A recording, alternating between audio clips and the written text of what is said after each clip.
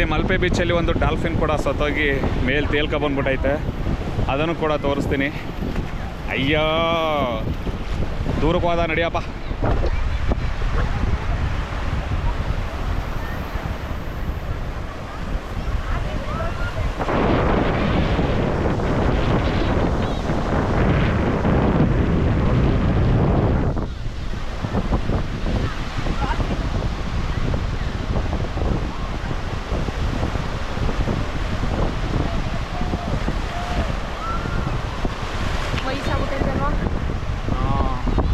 ಇದನ್ನೇ ಆದಷ್ಟು ಬೇಗ ಇವ್ರು ಕ್ಲಿಯರ್ ಮಾಡಬೇಕು.